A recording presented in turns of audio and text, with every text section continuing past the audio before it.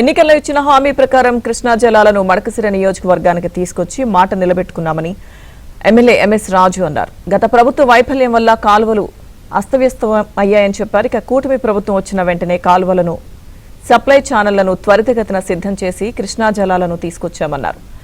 సత్యసాయి జిల్లా మనూరు చెరువు దగ్గర కృష్ణా జలాలకు ఎమ్మెల్యే హారతిచ్చారు. చెరువులో దిగి నారా లోకేష్ చిత్రపటాన్ని పట్టుకుని సంబరాలు చేసుకున్నారు.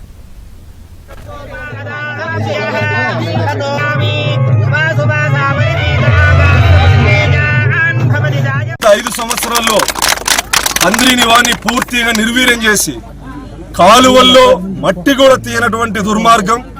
ఈరోజు ఆ కాలువలన్నీ జంగిల్ క్లియరెన్స్ లైనింగ్ వర్కులు కంప్లీట్ చేస్తూ చివరి నియోజకవర్గాలకి నీరు ఇవ్వడం అనేది ఇది గౌరవ ముఖ్యమంత్రి నారా చంద్రబాబు నాయుడు గారి వల్ల మాత్రమే సాధ్యం.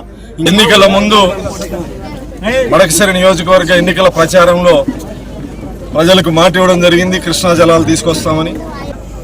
ఇచ్చిన మాట ప్రకారం గౌరవ ముఖ్యమంత్రి నారా చంద్రబాబు నాయుడు గారి ఆశీస్సులతో రాయలసీమ మొత్తం సస్యశ్యామలం కావాలని ఆయన దృఢ సంకల్పంతో తమిళనాడు బార్డర్లో ఉన్నటువంటి కుప్పం, కర్ణాటక బార్డర్లో ఉన్నటువంటి మడకశిర నియోజకవర్గం ఆంధ్రప్రదేశ్కి ఈ 2 నియోజకవర్గాలు చిట్ట చివరన ఉంటాయి.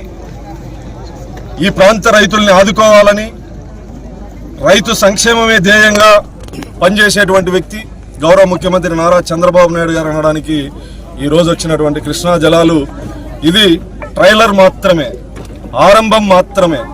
ముగింపు అమరాపురం మడకశిర నియోజకవర్గం చివరి మండలం అమరాపురం చెరువుకి నీళ్లు నింపి అగలి అన్ని చెరువులకి నీళ్లు నింపి చివరిలో గౌరవ ముఖ్యమంత్రి నారా చంద్రబాబు నాయుడు గారు జలహారతికి ఈ నియోజకవర్గానికి రాబోతారు.